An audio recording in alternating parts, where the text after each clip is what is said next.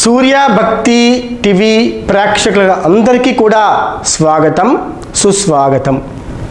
ఈరోజు పంచాంగం జూలై 2, 2024 సంవత్సరం మంగళవారం, శ్రీ క్రోధినామ సంవత్సరం, ఉత్తరాయణం, గ్రీష్మ ఋతువు, జ్యేష్ఠమాసం, కృష్ణపక్షం. సూర్యోదయం తెల్లవారుజామున 5:49, సూర్యాస్తమయం సాయంత్రం 6:50 వరకు. ఈరోజు తిథి ఏకాదశి, మంగళవారం ఏకాదశి. ఉదయము 8:43 వరకు ఉంది. ఈరోజు నక్షత్రం కృతికా నక్షత్రం, తెల్లవారుజామున 4:39 వరకు ఉంది.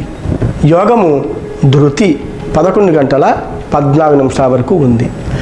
ఈరోజు వర్జ్యం రాత్రి 8:18 నుంచి రాత్రి 9:52 వరకు వర్జ్యం ఉంది. అలాగే దుర్ముహూర్తము ఉదయము 8:26 నుండి ఉదయము 9:18 వరకు, రాత్రి 11:14 నుండి రాత్రి 11:58 వరకు దుర్ముహూర్తం ఉంది. రాహుకాలం మధ్యాహ్నం 3:35 నుండి సాయంత్రము 5:13 వరకు ఉంది. యమగండ కాలం ఉదయము 9:04 నుండి ఉదయము 10:42 వరకు ఉంది. బ్రహ్మ ముహూర్తము తెల్లవారుజామున 4:13 నుండి తెల్లవారుజామున 5:01 వరకు కూడా ఈరోజు బ్రహ్మ ముహూర్తం నడుస్తుంది. అలాగే అమృత గడియలు రాత్రి 22:20 నుంచి తెల్లవారుజామున 3:53 వరకు కూడా ఉందన్నమాట. ఈరోజు పంచాంగం సమాప్తము. సూర్య భక్తి టీవీ ప్రేక్షకుల అందరికీ కూడా స్వాగతం సుస్వాగతం. ఈరోజు అంటే మనం ప్రతిరోజు కూడా గురోపదేశం అనే కార్యక్రమంలో ఒక కొత్త అంశంతో మేము ముందుకు వస్తున్నాం. ఈరోజు గొప్ప అంశము, కొత్త అంశము కలికి అవతారం. కలికి అవతారం గురించి ఈరోజు మనం కొన్ని విషయాలు తెలుసుకుందాం. అసలు కలికి అవతారం ఎప్పుడు వస్తుంది? కృతయుగం నుండి ఇప్పటి వరకు శ్రీ మహావిష్ణువు 9 అవతారాలు ఎత్తడం జరిగింది. కృష్ణావతారం తరువాత రావలసిన అవతారం ఏదైనా ఉంది అంటే అది కలికి అవతారం మాత్రమే. అంటే దశావతారములలో ఈ కలికి అవతారం కూడా ఒక్కటి. కలికి అవతారం రాలేదు కానీ వ్యాస వాక్కు ప్రమాణం. అంటే వ్యాసుడు చెప్పాడు కాబట్టి ప్రమాణం. 10వ అవతారమైన కలికి అవతారం ఎప్పుడు వస్తుందో వ్యాస భగవానుడు ఈ రకంగా చెప్పాడనమాట. అసలు ఎక్కడా స్వాహాకారము సత్కారము ఇవి రెండు కనబడవు. స్వాహాకారము కనబడదు, సత్కారము కనబడదు. అంటే మనం తినే తిండి కూడా, మనం తిండే ఆహారం కూడా పూర్తిగా నిషిద్ధం, కల్తీ అన్నమాట. అంటే ఒక మానవుడు పుట్టిన తర్వాత ఏ రకంగా అయితే సాత్విక ఆహారం తీసుకోవాలో దాని గురించి మానవుడు పూర్తిగా మర్చిపోతాడు. అడ్డమైన గడ్డి, రోడ్డు మీద ఏది కనబడితే అది తినేది. ఇంకో ఉదాహరణకి పానీపూరీలు, ఆ బజ్జీలు, ఇవన్నీ కూడా పూర్వకాలం సంస్కృతిలో ఉన్నాయా అండి? అసలు ఒకవేళ ఉన్నా ఎప్పుడో నెలకు ఒకసారో 15 రోజులకు ఒకసారో తిన్నాం కాబట్టి ప్రతిరోజు ఇదే వరుస, ప్రతిరోజు ఇదే తిండా. అది స్వాహాకారము. సత్కారము అంటే ఎదటివాడిని గౌరవించే విధానం రోజు రోజుకి తగ్గిపోతుంది తప్ప అస్సలు పెరగట్లేదు. ఎక్కడ సంస్కృతి, ఎక్కడ సాంప్రదాయం, ఎక్కడ మన దిక్సూచి ఏమీ లేవు. అంటే ఇవి రెండు కూడా పూర్తిగా కనబడవు. ఇంకా చెప్పాలంటే యజ్ఞయాగం కూడా ఉండవు. యజ్ఞయాగాదులు కూడా జరగవు. అంటే కలికి అవతారం రావాలి, ఇప్పుడు వస్తేనే మళ్ళీ ఇవన్నీ మొదలవుతాయి అన్నమాట.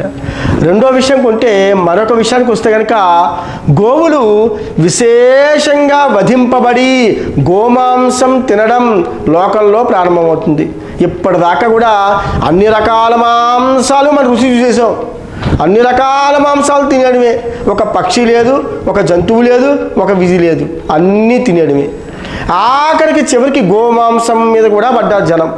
ఇది ఎంతవరకు అండి అంటే సాక్షాత్తు మనం లక్ష్మీదేవి సమాన రూపముగా చూసుకునే గోవు మాంసం కూడా మనం వదలట్లేదు అంటే ఎంత దారుణమైన సంస్కృతిలో పడిపోయామో మనం అందరం కూడా ఇప్పుడు ఆలోచించవలసిన విషయం వచ్చింది. అంటే గోవులు విశేషంగా వధింపబడి గోమాంసం తినడం లోకంలో ప్రారంభమైనప్పుడు మళ్ళీ కలికి అవతారం ఎత్తాలి. మరొక విషయం ఉంది, వివాహ వ్యవస్థ నిలబడదు. వివాహ వ్యవస్థ అర్థవంతం అన్నమాట. ఎంత దారుణంగా పడిపోతుందంటే ఈరోజు వివాహం అయితే వారం రోజుల్లో మళ్ళీ అదే టైంకి ఆ వివాహ బంధం నిలబడుతుందో అసలు ఏమీ తెలియదు అనమాట. ఎంత దారుణంగా పరిస్థితులమైన వీధిలోకి మనం తిరిగిపోతున్నామో ఒక్కసారి మనం అందరం కూడా ఆలోచించాలి. తర్వాత మరొకది, తల్లిదండ్రులను చూసే బిడ్డలు ఉండరు. ఎంత దారుణం అండి.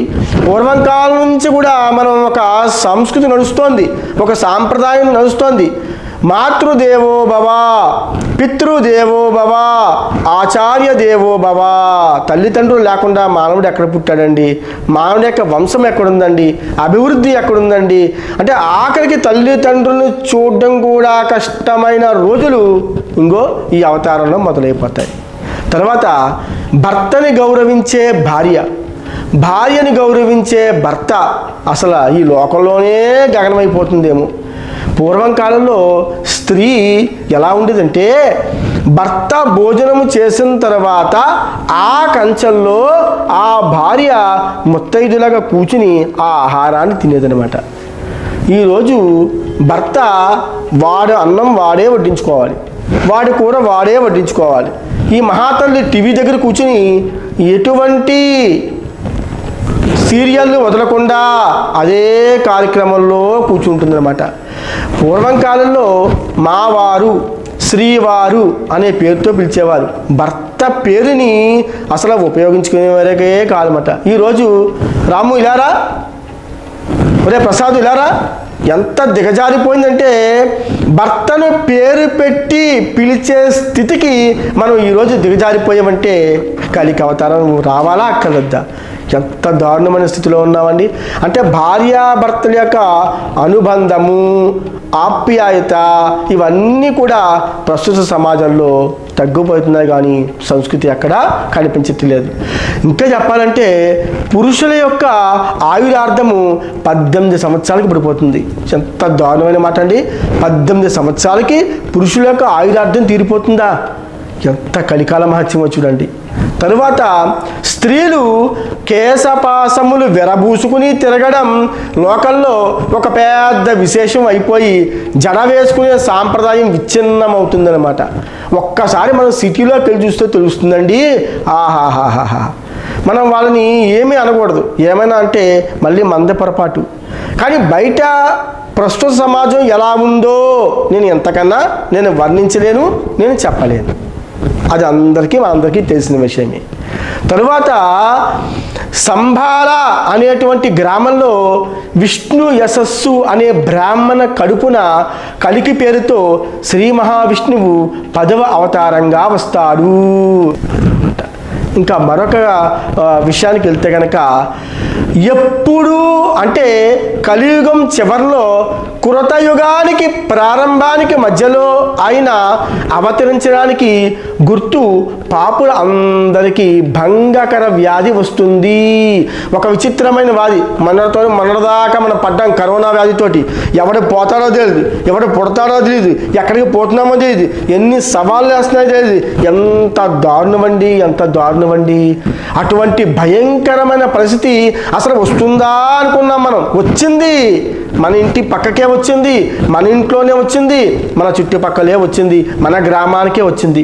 అటువంటి భయంకరమైన వ్యాధులు వచ్చాయి అంటే అర్థం ఏంటి? కలికి అవతారము ప్రారంభమవుతుంది. ఆసనమునందు పుండ్లు పుట్టి నెత్తురు కారిపోతుంది. కారిపోయే వాళ్లకు వాళ్ళే పురుగులు రాలినట్లుగా రాలిపోతారు. అంటే ఈ జబ్బులకి, వచ్చే జబ్బులకి ఎటువంటి మందు కానీ ఎటువంటి ఇంజెక్షన్స్ కానీ ఏమాత్రం ఉండవు. అటువంటి భయంకరమైన వ్యాధి వచ్చిందా, మందులు లేని జబ్బులకు వ్యాధున బారిన పడిపోయి మన ప్రాణాలు పోతాయట. అప్పుడండి 10వ అవతారం కలికి అవతారం.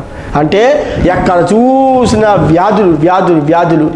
పరమ పుణ్యాత్ములైనటువంటి వారు ఎవరున్నారో వాళ్ళు మాత్రమే శరీరాలతో ఉంటారు. మనం ఏమి చేయగలదండి. ఉదయాన్నే లేవగానే మనకి చేతినంత ఉపకారం చెయ్యాలి. ఎవరి మనసులో కొన్ని ఈర్ష్య, అసూయ, కుళ్ళుతనం అనేది మన మనసులోంచి తీసేయండి. నీకు చేతనైతే ఉపకారం చెయ్యి. నీకు చేతన కాదు కదా, ఉపకారం చేయడానికి నీ దగ్గర ఏమీ లేవు కదా, కృష్ణార్పణమస్తు, శ్రీకృష్ణ శ్రీకృష్ణ అంటూ భగవంతుని తలుచుకుని ఒక గదిలో కూర్చో. నిజంగా ఎవరైతే నిత్యము దేవుడిని అంటే భగవంతుని స్మరిస్తూ నీ చేతనంత సహాయాన్ని ఎవరైతే చేస్తారో వాళ్ళు మాత్రమే తప్ప మిగతా వాళ్ళు నశించిపోతారు. కలికి భగవానులు ఆయనే సీతాశ్వాన్ని ఎక్కి కాషాయ పతకాన్ని చేతిలో పట్టుకుని అధర్మంతో మిగిలిపోయేటటువంటి బలవంతులైన రాజులు, ఆక్రమించినటువంటి వాళ్ళు, అధికారానికి తగినటువంటి వాళ్ళు, అర్హత లేకపోయినా సరే సింహాసనం మీద కూర్చున్న పరిపాలన చేసే వాళ్ళందరినీ కూడా దునుమాడుతాడు మా కలికి భగవానుడు. కాబట్టి తరువాత కలియుగం పూర్తి అవుతుంది. తరువాత కృతయుగం ప్రారంభమవుతుంది. ఈ కృతయుగం ప్రారంభం అవ్వడానికి జల ప్రళయం సంభవించి నీళ్లతోటి భూమండలాన్నింటినీ ముంచెత్తుతుంది. ఏమో ఉప్పాడ సముద్రం ఊళ్ళోకి వచ్చేస్తుందేమో, మొత్తం ఊళ్ళన్నీ మునిగిపోతాయేమో. కలికి అవతారం టైం అయ్యింది.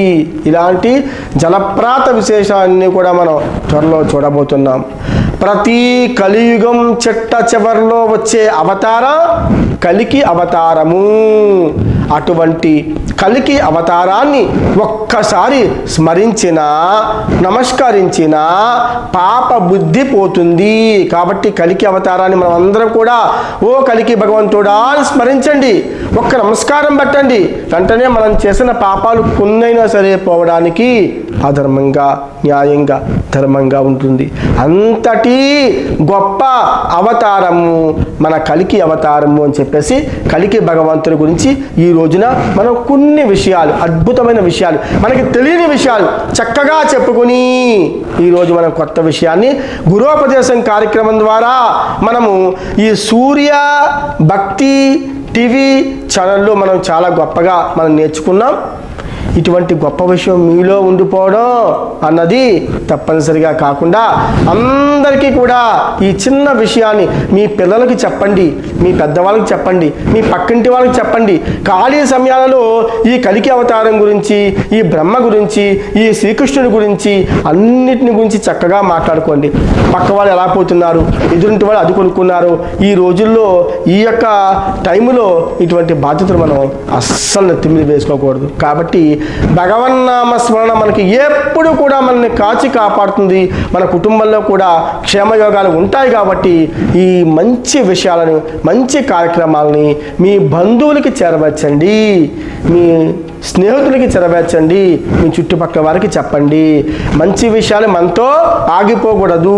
కొత్త విషయాలు అందరికీ చెప్తేనే మన సంస్కృతి అభివృద్ధి పథంలోకి జరగడానికి, జరిపించడానికి మీరు కూడా పాత్రలు అవుతారు గాక. నమస్సుమాంజలు.